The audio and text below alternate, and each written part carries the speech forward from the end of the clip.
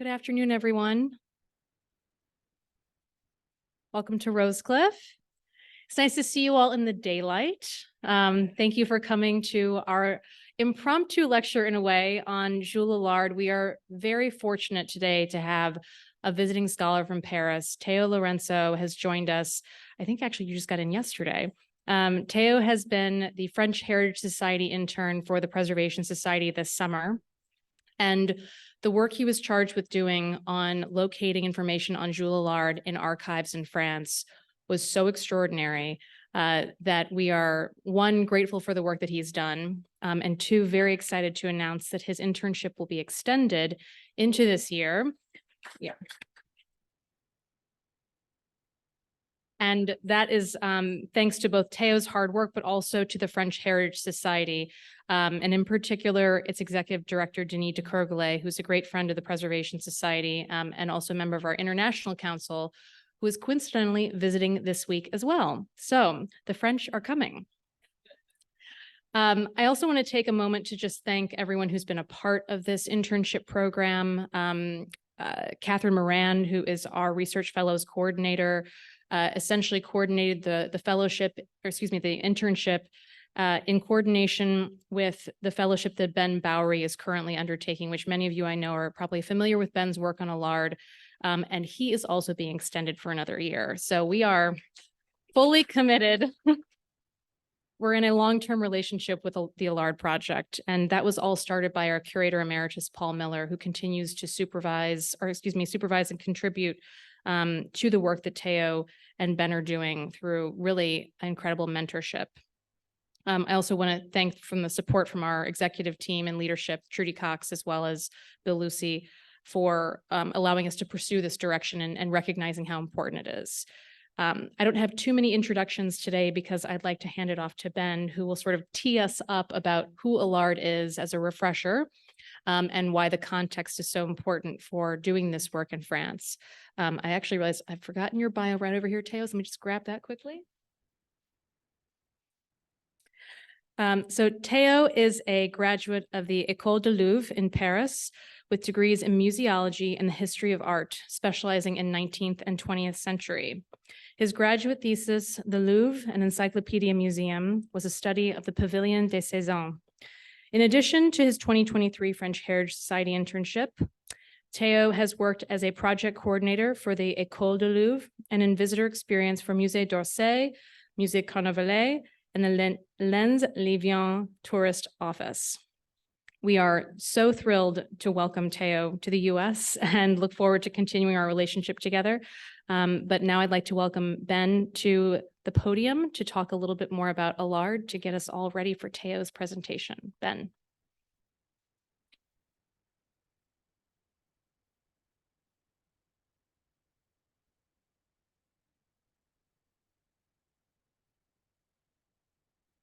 Hello, everyone, and thank you for joining us this afternoon to learn more about the Preservation Society of Newport County's ongoing efforts to investigate the work of Jules Allard, one of the most prolific yet understudied artisans of the Gilded Age. My name is Benjamin Bowery, and I'm a research fellow here at the Preservation Society of Newport County. And for the past year, I've been working on the Allard survey through studying the furniture of Jules Allard. Today, I'm so happy to be here to introduce you not only to this exciting project, but to one of its newest team members, Théo Lourenço. Théo has been an absolutely vital part of the ongoing successes of this project, and the Preservation Society is so pleased to host Théo here in Newport to share his research with you all today. We also offer our thanks to the French Heritage Society for their longtime partnership with the Preservation Society, a special relationship forged decades ago and continues to flourish today with this exciting new research. I'd also like to begin today by giving you a brief introduction to the Allard project to put Théo's work in context and explain the importance of Jules Allard, not only in Newport, but in the greater history of French and American decorative art. Jules Allard was a French craftsman and designer who led the firm Jules Allard et Fils from approximately 1874 to his death in 1907, and worked extensively on several of the homes now overseen by the Preservation Society. Allard was functionally what we would now call an interior designer, his work in these homes becoming a major influence on the professionalization of the interior design industry in the United States. However, Allard was also much more than an interior designer. As noted on his firm's letterhead, Allard was a craftsman of artistic furniture, a designer of interior decoration, as well as a purveyor of old tapestries, antique woodwork, bronzes, and enamels. The Allard and Feast workshop had the ability to design and assemble every decorative aspect of a room for a client with incredible speed and attention to detail, utilizing the labor and expertise of approximately 300 craftspeople. The Allard firm operated storefronts and workshops in Paris, New York City, and London, offering to clients the innovation of a completely centralized source for the top-to-bottom decoration of a home by professional designers and tastemakers, instead of the traditional model of the lady of the house and the architect overseeing the effort. This new model of interior design was started by Jules Allard's father, Celestin Allard, in the 1850s, and was developed by his son to great success, most notably in his commissions for the elite of the Gilded Age. Allard's work was celebrated internationally, medaling at multiple world's fairs and gracing the halls of some of the most prolific homes in the United States. These elegant designs made Allard the go-to firm for high-style, European-inspired interiors for America's upper class. In effect, Allard defined the aesthetics of the Gilded Age, designing and decorating some of the most notable spaces in America for the highest echelon of 19th century society. Allard's workshop would design and create their furniture and interiors in Paris, and then send these full rooms and suites of furniture to the United States to be reassembled on site.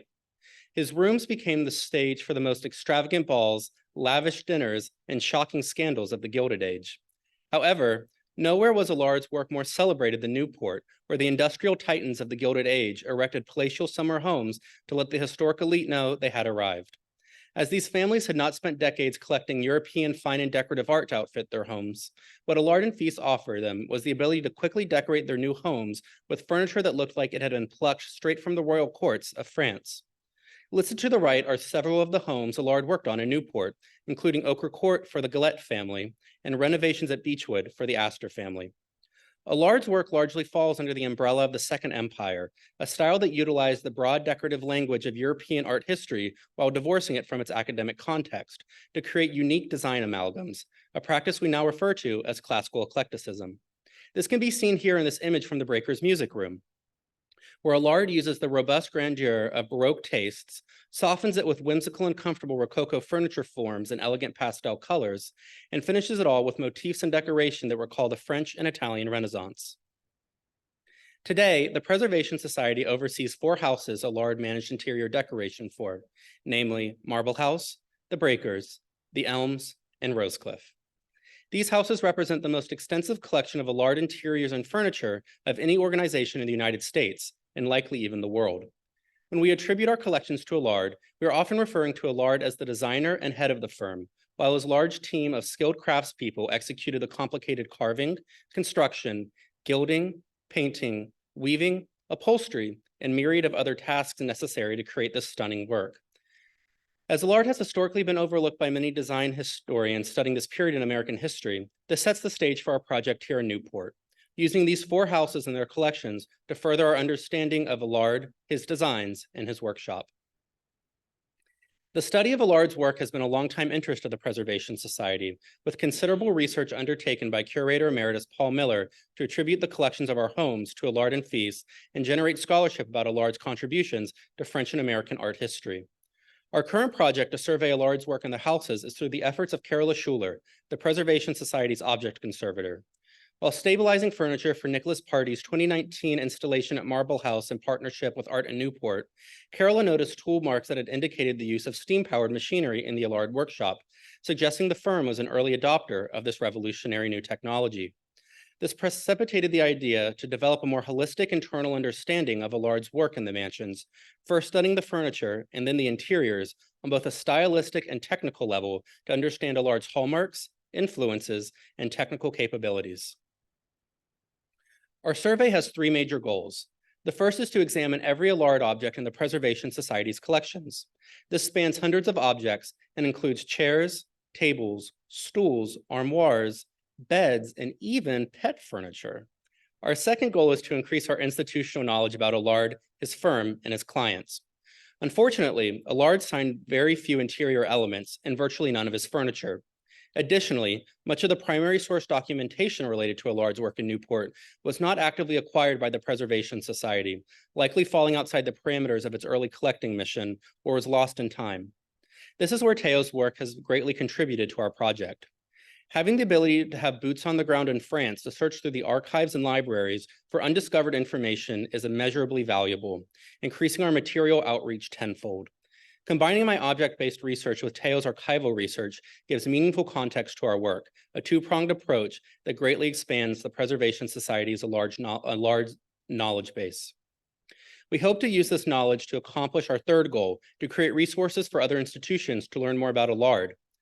Unfortunately, Allard signed very few interior elements and virtually none of his furniture.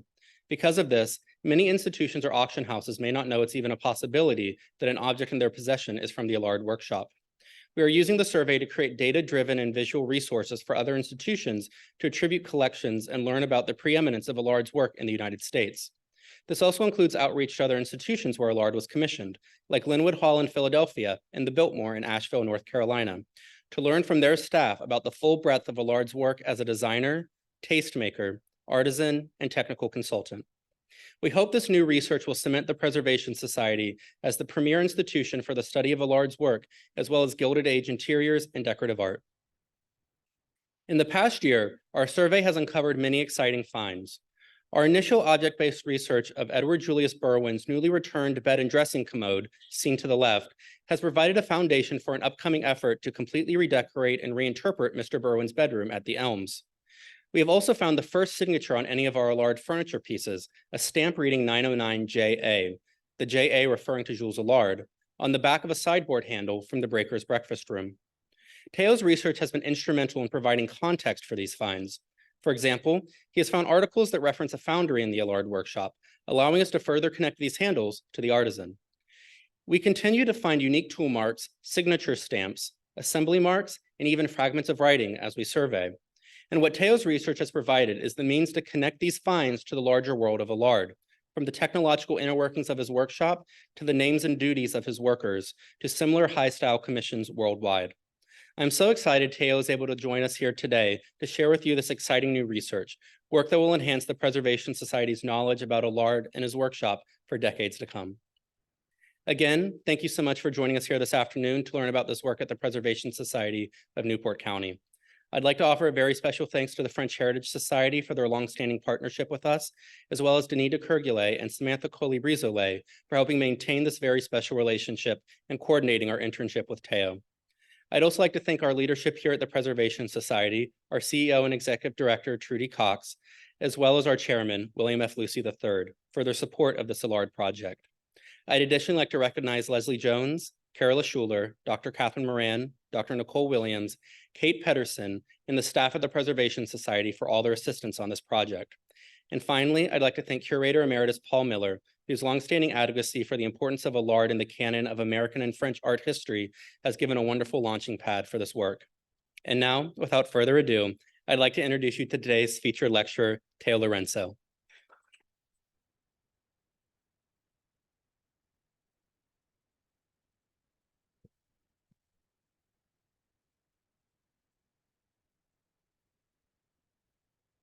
So thank you, Leslie. Thank you, Ben. And thank you to the Preservation Society for their invitation today at Roskilde. My name is Théo Lourenço. I'm a student at the École du Louvre in Paris and an intern at the French Heritage Society. I am deeply honored to be here with you today to talk about the work I've done as an intern this summer. For the past 3 months, I've worked while in Paris with the teams of the Preservation Society, studying archives to learn about the life and activities of French furniture maker and interior designer, Jules Allard. In France, to this day, the life and activities of Jules Allard are rather unknown. Son of the Parisian cabinet maker, Célestin Allard, Jules Allard developed his business in America and counts as one of the most influential designers of the Gilded Age, working for prominent commissioners such as the Vanderbilts and the Berwin. Elements of Allard's production can be seen in the collection of the Preservation Society at Marble House, the Elms, the Breakers, and here in Roskilde, comprising decorative objects, furnishings, architectural designs, and interior paneling. Before we start, I'd like to say I am grateful to all in the Preservation Society and the French Heritage Society that made this project possible. My thanks also go to Mr. Paul Miller, who kindly introduced me to some of the work he's done on Jules Allard. I'd like to say that his guidance was invaluable in my research. Today, I will present the work I've done while in Paris. I will mention the questions and objectives that dictated my research and explain my methodology. Finally, I am very excited to share with you some of the amazing results we had throughout our journey in the French repositories. The French Heritage Society, is an American nonprofit organization that aims to protect the French architectural and cultural legacy in both France and the United States while working in 3 areas: preservation, education, and cultivation of the French-American friendship. Every year, thanks to the summer student exchange program, the French Heritage Society offers transatlantic internship in restoration, horticulture, and conservation to American and French university students, also providing stipends. The French Heritage Society has also awarded restoration grants to several historic places in France and the United States, including the Hôtel de Soubise, the House of the National Archives, and the French National Library Richelieu, both places that were fundamental in our research this summer. On the personal level, I am pleased this internship allowed me to learn about a new institution, the Preservation Society, and its collections. I'd like to say that being a student working with a foreign institution helped me discover new methods, organizations, and issues, reinforcing my belief that cooperation between foreign institutions can lead to great projects and even better adventures. The collaboration between the French Heritage Society and the Preservation Society began thanks to the work of Curator Emeritus Paul Miller a decade ago and includes former Preservation Society research fellow Mathilde Tollet. The Preservation Society believes it is the holder of one of the largest collections of furniture by Jules Allard in North America, possibly worldwide. However, there are difficulties in fully understanding the furniture since most of the archives related to the collection are unknown. The teams of the Preservation Society were confident in finding prominent information in French repositories and set up a list of questions and objectives. Before starting my research, I had to face a first significant issue, identifying the repositories that will be prone to have documented related to Jules Allard. To do so, I dealt with 2 major factors. On the first hand, it is thought Jules Allard got rid of some of his archives while in America after he got into trouble with import taxes during the late 1880s. In addition, after Jules Allard passed away in 1907, another French artisan who worked in America, Lucien Alavoine, took over his company. Because the same process took place after Alavoine's death, there are legitimate issues concerning whether or not the archives of Allard's company, Jules Allard et Fils, still exist. If they do, where are they? On the other hand, I needed to consider the legal status of such documents. Allard et Fils was a private company, and so were its archives. In France, only private records of national interest have to be kept in public repositories, which is not the case for the documents of Jules Allard. Although some private institutions will be prone to provide access to the documents we need, up to this day, there is no evidence of a comprehensive Jules Allard records in the French public collections.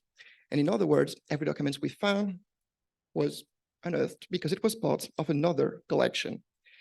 I eventually managed to unearth new primary and secondary sources while working in the following repositories. To begin with, the National Archives in both Paris and Pierrefitte-sur-Seine provide access to the records of the central administration of the state and original deeds produced by Paris notaries in a special department called Minutier Central. The Paris archives were also interesting for the municipal government records, the Paris commercial code deeds, and original deeds by Paris auctioneers. We need also to consider the research center of the Orsay Museum, which gathers documents for artists who worked between 1848 and 1914, and the library of the Decorative Arts Museum. Finally, the French National Library, the Library of National Conservatory of Arts and Crafts in Paris, and the Historic Library of Paris. To conclude on that part, I'd like to highlight that thanks to the work the Preservation Society and I have done this summer, we know who may have been responsible for keeping the archives of Jules Allard's company. In a letter found this summer, Jules' son, Georges Allard, who worked with his father in New York, explained to his notary, Alfred Narret, who was in Paris, I keep in my own safe every deed, contract, and authentic documents related to our firm. I wrote them down in a register. Therefore, this information might raise new options for further research. As I explained earlier, my work benefited from the generous guidance of Curator Emeritus Mr. Paul Miller. In addition, the Preservation Society provided me with lists of information on Allard, such as elements regarding his participation at the 1878 World Fair or his address at 52 Rue de Chateaudun in Paris. There was also a short note dedicated to Jules Allard in the book of the French art historian Denis Ledoux-Lebar, French furniture maker of the 19th century.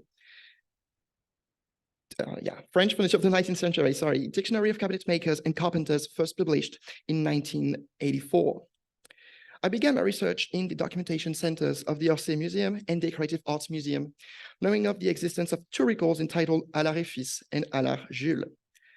I was hoping I could rely on good information to kick off my work. Unfortunately, these first attempts were mostly unsuccessful, and we eventually barely learned anything new from their documentation.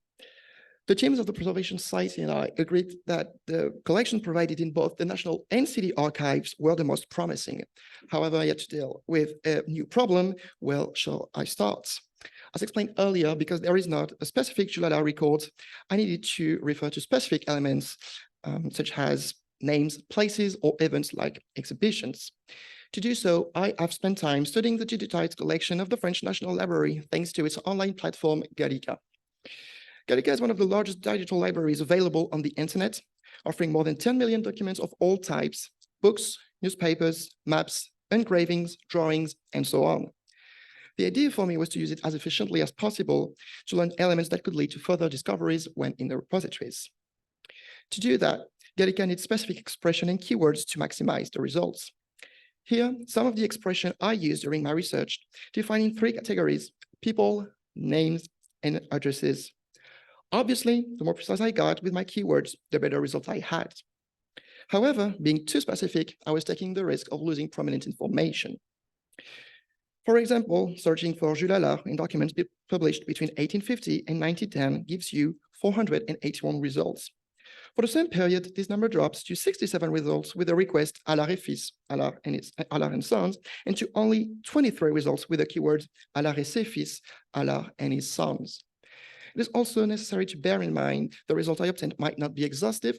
Some collections are not digitized, and you need to think that the artificial intelligence can misread or misinterpret the textual content of the documents. In addition, I had to wonder, did I consider the highest number of options possible to maximize the number of discoveries? I'd also like to insist that each result needs to be studied, as a lack of checking can lead to misinterpretation and misinformation. In other words, Gallica is not a substitute for the researcher, simply a tool. And to illustrate the possibilities offered by the digitized collection of the French National Library, let me talk to you about a prominent discovery the teams of the Preservation Society and I have made this summer. On Gallica, I found a book entitled Report on the International Exhibition in Amsterdam, published in Paris in 1885. Within the pages, I was able to learn Jules Allard won a golden medal during this exhibition. With this information, I searched and read the exhibition catalog housed in the library of the National Conservatory of Arts and Crafts in Paris. Using the catalog, I had a precise description of Allard's personal exhibition. A credenza, 2 armchairs, and 2 cabinets were put on show. The next thing I wanted to do was check whether or not I could find new elements in the National Archives. And luckily, I found a whole collection dedicated to the Amsterdam International Exhibition. One of the records caught my attention. Inside, I discovered 2 letters sent by Jules Allard to the secretary of the French Committee, Charles Dietz-Monin, on January 1883, offering his help for the installation of the French exhibitors. After receiving a positive answer, Jules Allard declared in a second letter, "I am honored to send you not only showcase prices, but also sketches." Indeed, the letters were accompanied by an estimate giving a full description of 12 showcases with their dimensions, materials, and prices. In the first place, however, the corresponding drawings were missing, and it was only after studying the rest of the collections that I indeed found 12 brand new stamped Jules Allard drawings, here showing a few examples. Up to this day, they are the only known examples of Jules Allard's original drawings kept in the French public collections. We're still unsure about the possibility Allard did send showcases to Amsterdam. However, a document found also in the National Archives indicates Jules Allard had 13 unpaid crates, a number that might sound excessive when compared with Allard's sending for his exhibition. This strongly supports the idea that Allard indeed sent showcases to the Netherlands. To conclude, I'd like to get into the details of some of the exciting discoveries the Preservation Society and I made this summer. I'd like to mention very briefly that the research in French repositories led to a better understanding of Jules Allard's personal life thanks to the discovery of birth, death, and wedding certificates, but also evidence of properties of the Allard family outside Paris. I was also able to complete the collection of the Preservation Society regarding the publication of Jules' father, Célestin Allard, L'Ameublement, printed until 1856. Because Célestin died in 1854, this could lead to new questions about Jules Allard's youth and education, but also a potential stylistic shift in the publication. Indeed, thanks to an inventory set up after Célestin's death, we know Jules Allard worked as an employee in his father's company. Because we believe relationships were decisive in Allard's life, I also brought to life new connections to Jules Allard, including from French politicians such as Alexandre Ribot, le Marquis de Montebello, and even former French presidents Raymond Poincaré. My research also reinforced the known proximity between Jules Allard and Alphonse Daudet and Maurice Donnet, two highly celebrated French authors. Besides, Alphonse Daudet's son, Léon, left a remarkable description of Jules Allard, giving elements not only about his workshops, but also his personality. Regarding the discoveries we've made, the deeds of Paris notaries kept in the National Archives have to be one of the best resources we could study. Reading about Jules Allard's address at 52 Rue de Châteaudun in the Paris archives, I found a document that gave the name of Jules Allard's notary, Alfred Naré, as mentioned earlier. This was a decisive step in our research. Thanks to the collection of the Minutier Central, I was able to read the registers written by Alfred Naré, but also those of his predecessor, Edmond Leclerc, learning about all of Jules Allard's legal action between 1861 and 1899. I was especially able to find and read the corresponding deeds, learning about dates of incorporation for his companies, evidence of mortgages, and even the wills of Allard's parents. I'm proud to announce we now have a good understanding of the development of Jules Allard's companies in both Paris and New York. In France, his career began in 1859 with the founding of Jules Allard, fils, et Marius Chopin at 50 Rue du Faubourg du Temple in the same building used by his father. The two decided to part ways in 1875, and Jules Allard bought over Marius Chopin's part of the business, founding his own affair, Jules Allard fils. It appears Jules Allard first arrived in New York in 1884 with the founding of Maison Allard de Paris, being associated with the French draftsman Marie-Constant Robert Prignot and his son, Georges Allard. His second son, Fernand, joined shortly after. Jules Allard et Fils was eventually founded in 1891 at the same time as a creation in New York of Allard et Compagnie, a firm that legally belonged to his son and situated at 437 Fifth Avenue. I'd like to point out that, interestingly, following Jules Allard's journey in Paris tells a lot about his life and career. This oldish building at 50 Rue du Faubourg du Temple, occupied between 1859 and 1888, could be thought of as the embodiment of an old Paris on the verge of disappearance. Meanwhile, his new addresses at 52 Rue de Châteaudun and a factory he owned in Levallois-Perret from 1888 are a good example of the new and Haussmannian Paris with its highly characteristic modern buildings and industries located in the inner suburbs. His houses at 60 Rue de Londres and 79 Rue Ampère reflect Allard's success story, leaving the industrial neighborhoods of the Faubourg du Temple for wealthy, brand new avenues in northeastern Paris. More than that, we're also starting to have a good knowledge of Jules Allard's practices. For example, while surveying the furniture housed in the collection of the Preservation Society, objects conservator Carola Schuler and research fellow Ben Barry found marks suggesting the use of steam power machinery in Allard's workshops.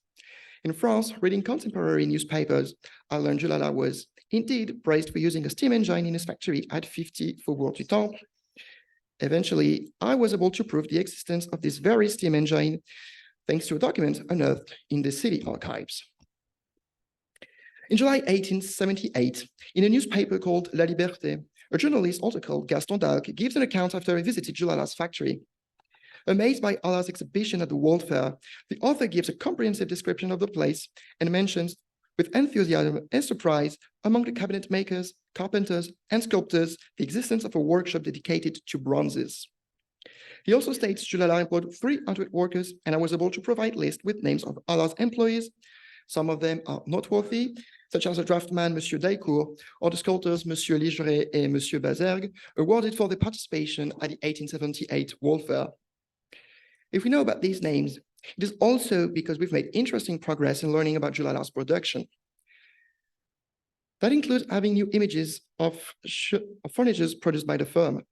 Some were published in the highly prized newspaper La Mode Illustrée during a specific period between 1863 and 1866.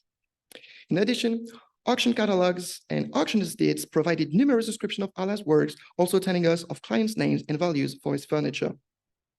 We also know of an image of one of Allard's masterpieces, the Renaissance-style cabinet put on show at the 1878 World Fair in Paris.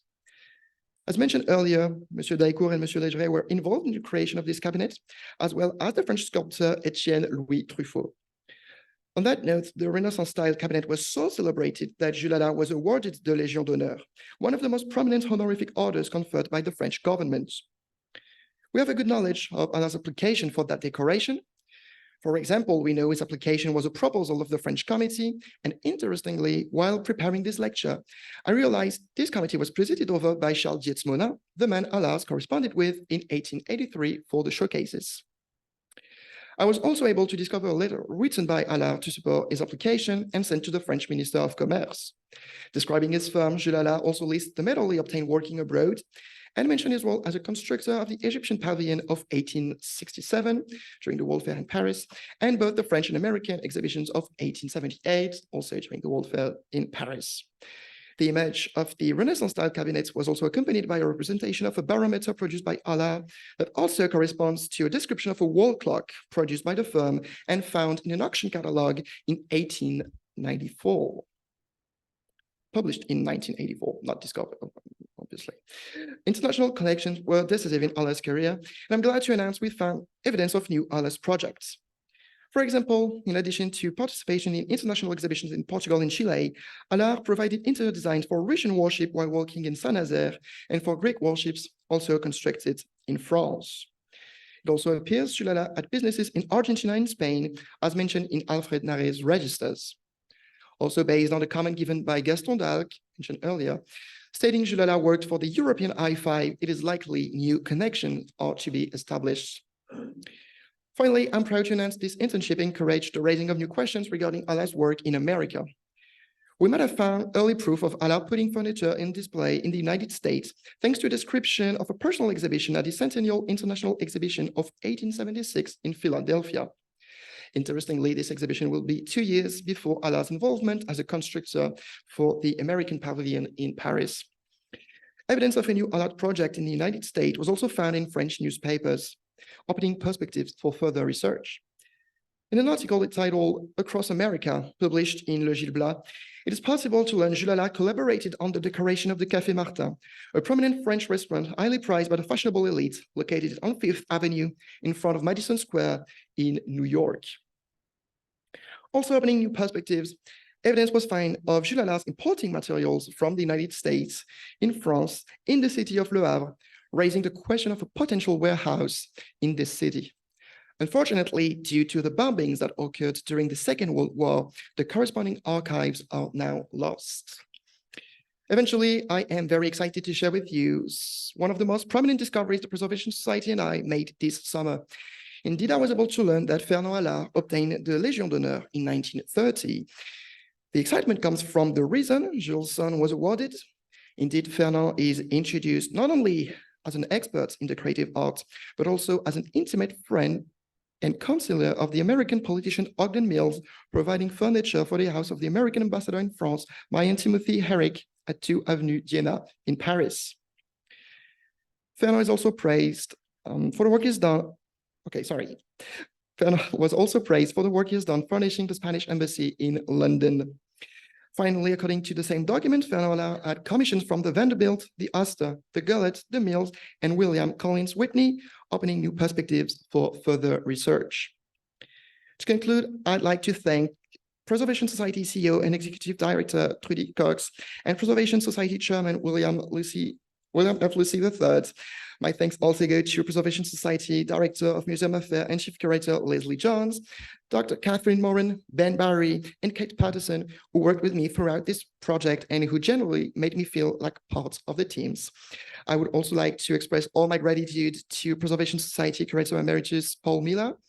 Finally, a huge thank you, mille merci, to the Preservation Society and its support for making this wonderful experience possible. Especially thank you to French Heritage Society Director Denis de Corgelet and Paris Programs Manager Samantha Colli-Brisolier. And now, without any further ado, Ben and I would be pleased to answer to some of your questions.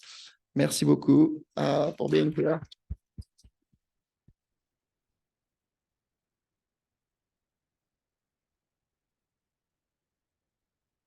Thank you so much, Théo, for your wonderful presentation, and to Ben. And we would like to invite questions right now for either Ben or Théo. I'll walk around with the microphone if you just raise your hand. What was the cost of a chaise longue compared to what people were making? Because I've been told that Louis XVI that it took that they were very, very expensive. Were these a little bit more affordable, or did it maintain that extra surplus? Unfortunately, something we haven't been able to find are a lot of prices or any prices for what the furniture in these homes were purchased for. However, we do have some documentation from Solvay Regina University about the decoration of Ochre Court. And something Théo continues to look for is some more bills related to Allard's clients. We believe the pricing was competitive. There was a few other designers who were doing similar work in Paris for American clients.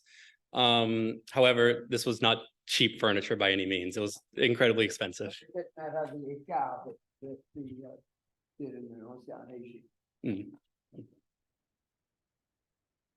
Raise your hand if you have a question, please.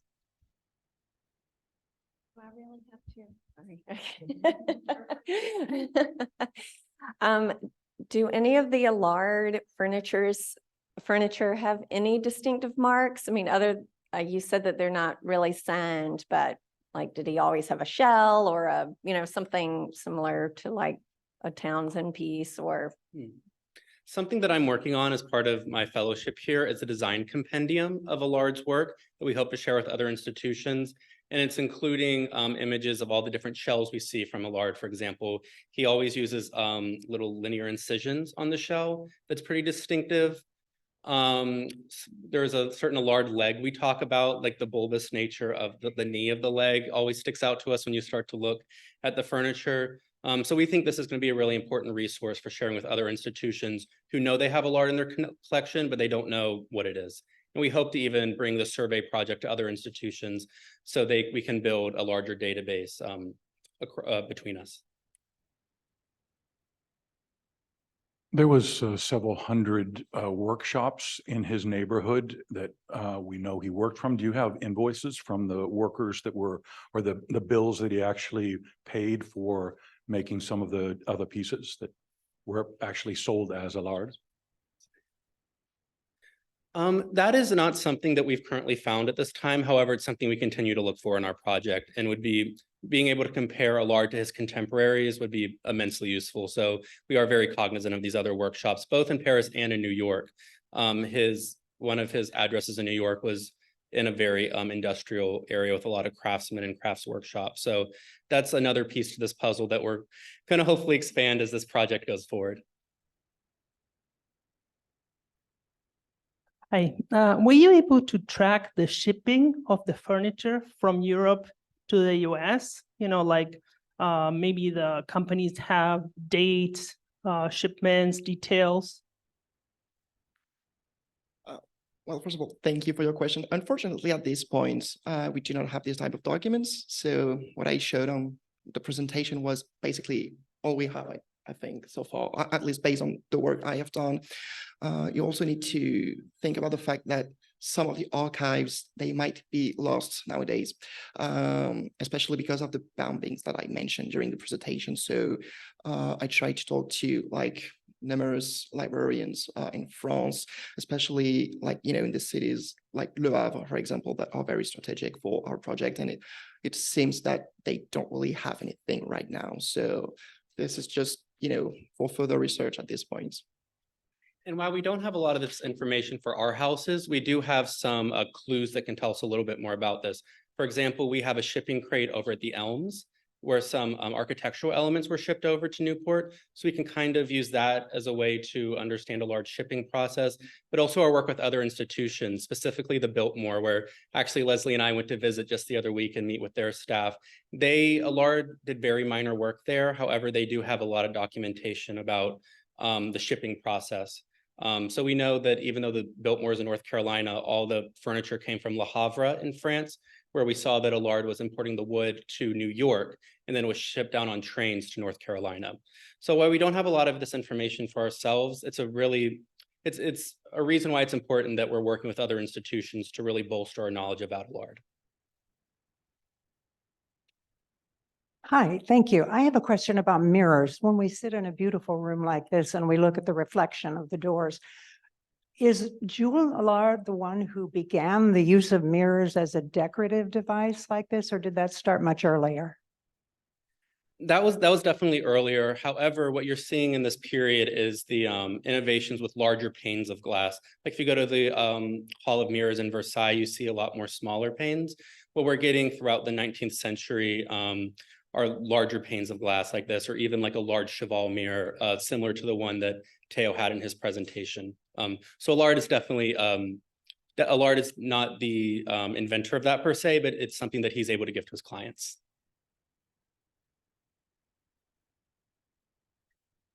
Hi, great job. Did you find any evidence of any furnishings or any work that were sent to Russia? Russia?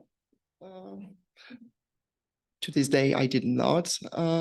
It is possible because, as mentioned, we know Jules Allard had important international collections in Europe. So that's definitely something we could expect to find in the future. But once again, that just need further research. To this day, we know that he worked in Spain, of course, as I mentioned. We also learned about Argentina during that project. I think we already knew about, I might be wrong, so Ben, it's up to you, but like, is it Belgium also? Belgium, I think Austria might be also a thing.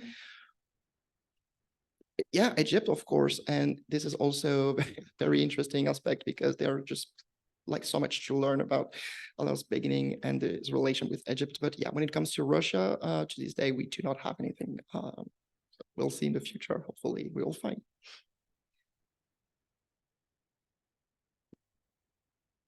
Okay, so I'm a novice when it comes to furnishings, but it appears that this is very high-end crafted furniture that emulated what was around in Europe at the time.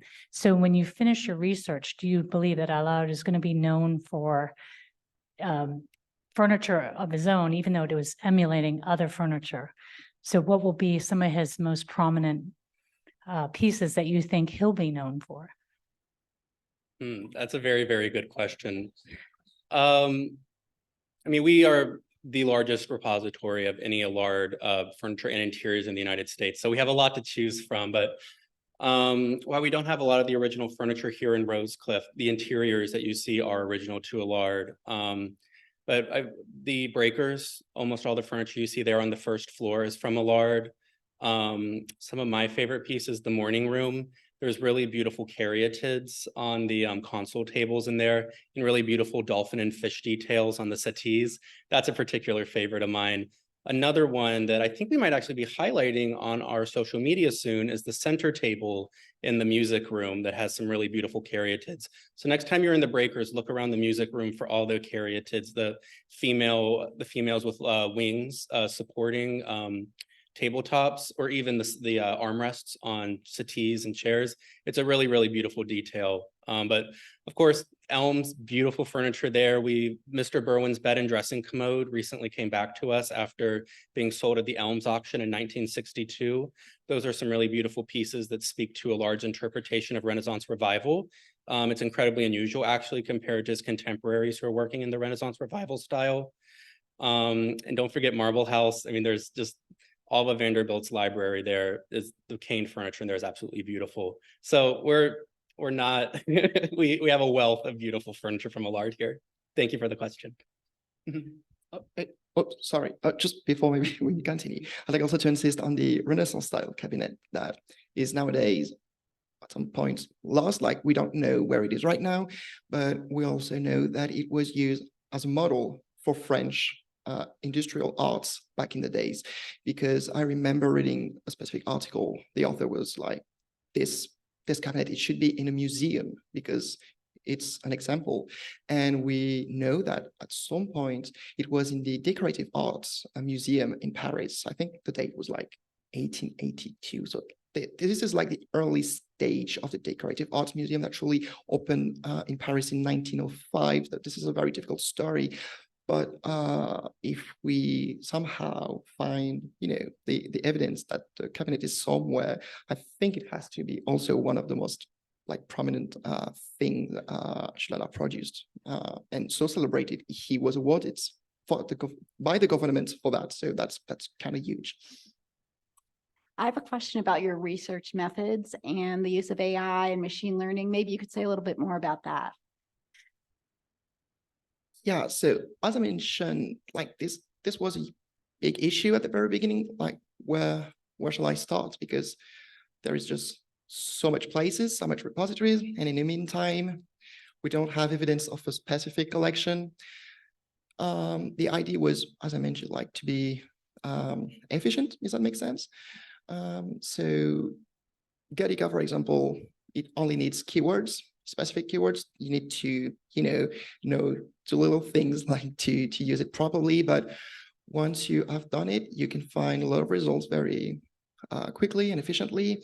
And what is truly interesting also, it's the fact that thanks to these discoveries, research continues. Obviously, you just do not stop here because that just does not really make sense. You want to try to go further in the discoveries.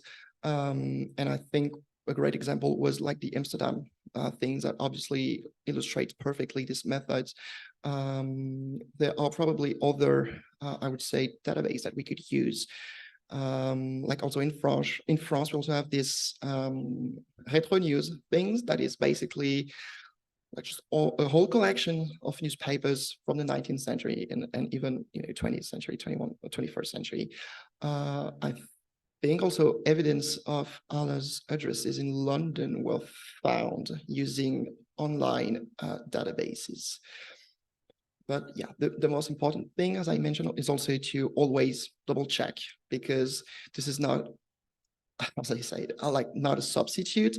There were many discoveries that were absolutely not about our Jules Allard, that could lead to big misinterpretation. And also sometimes there are things we are unsure, so they are just somewhere in a folder called maybe Jules Allard, and we will try to figure it out. For example, I remember we found evidence of Jules Allard being in a sort of party, in a, yeah, oops.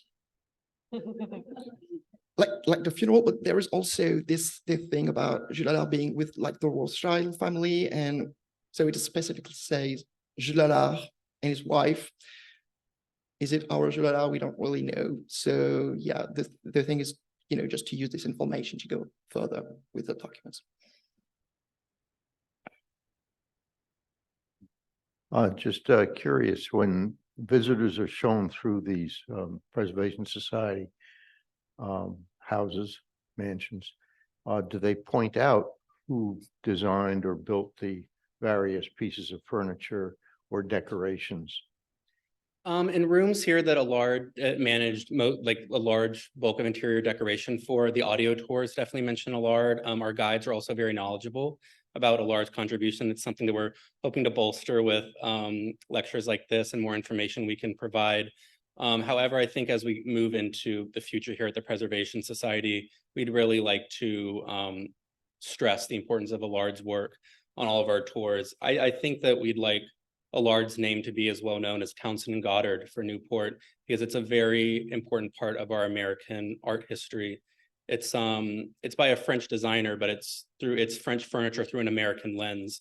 It's clients who can say, I want this style Baroque table, but I want it with this very specific foot.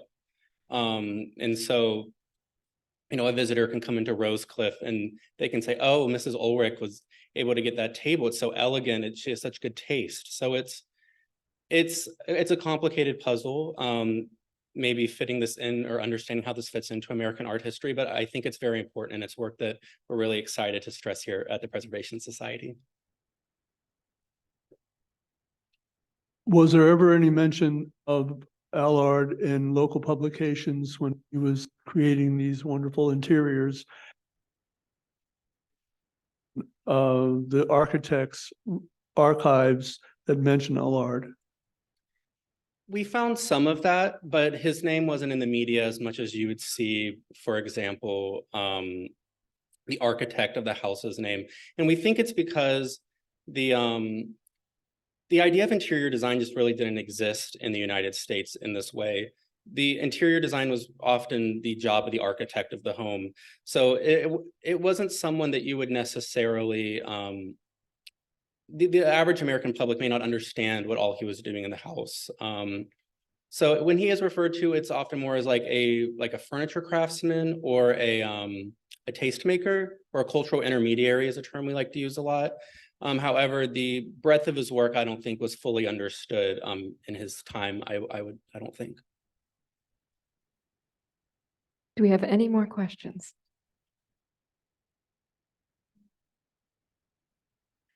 So I'm just wondering, because as you're talking about his designing, etc., and we mentioned we've got many houses here with their furniture, personalities of the owners, like if we compare Alice Vanderbilt to Alva Vanderbilt, much different.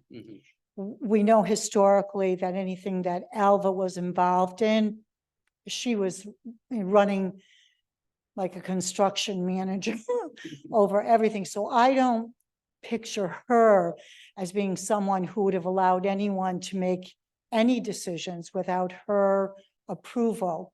And therefore designs may have been created based on her demands.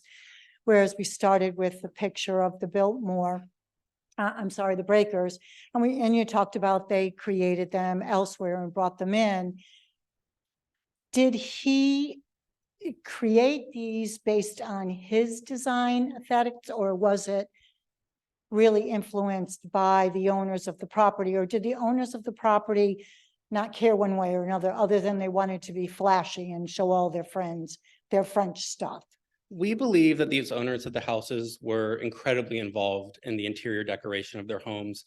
While we don't have these resources that speak to our homes necessarily, what we do have is the documentation I spoke to previously at Salve Regina University, talking about Allard's relationship with the Goulet family.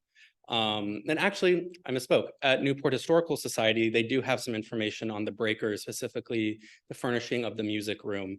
And it has some letters back and forth between Cornelius Vanderbilt II, Richard Morris Hunt, and Allard, talking about things that the Vanderbilt family wanted to shift in the room. Like specifically, they point out in the library, the carving on the walls, they wanted it a little less robust. So based on this information, we assume that the patrons of these homes were incredibly involved. In your research, did you look into the French customs archives that have packing lists of everything that left France for several hundred years? Yeah. Okay. And sorry for that. Just a translation thing. That's my bad. So the thing is that the archives you mentioned, they are private most of the times. And so there is the question, like, where are they and were they kept somewhere? And up to this day, it's very difficult to find anything. We know of some collection that would be prone to have like private documents mentioning bills and stuff like that, but it's very hard to find anything like specific regarding Allard, because these documents, they're just not really kept most of the time, or they are in the families basically. So it's very hard to find them. You should, you went to the Archives Nationales?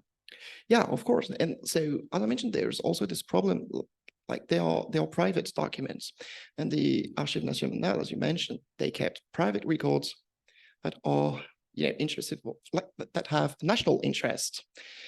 So now we know of some interesting names, such as I mentioned, Alexandre Ribot, who was a politician. Raymond Poincaré also was a politician.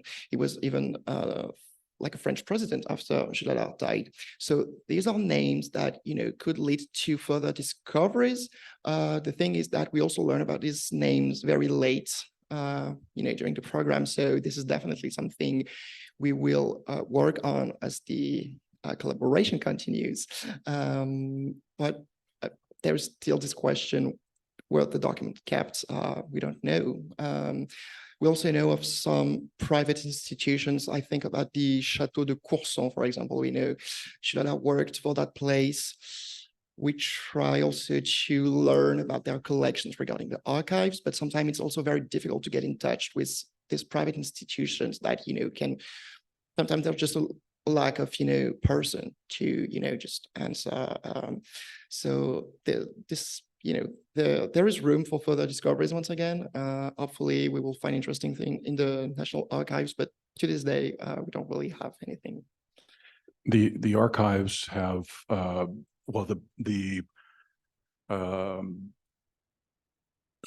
customs are required to keep their documents. They're not public. So they've been kept you just need to keep on looking through the French archives because every single customs document that it was ever shipped exists. Okay. Any more questions?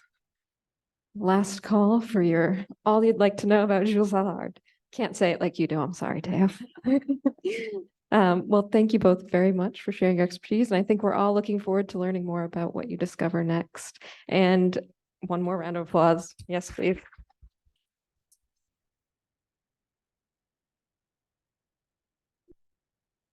I would like to thank you all for coming out, and also to our friends on Zoom, some of whom I'm sure are Zooming in from France. And so we'd like to invite you to our next lecture. It is Thursday, October 12th at 6 p.m. at Marble House, also on Zoom. And the speakers are Dr. Kathleen Cahill and Bayer Lee, who will be presenting Our Sisters in China Are Free, Chinese Women's Contributions to U.S. Suffrage. And it goes along with the exhibition upstairs, The Celestial City in China. Thank you so much.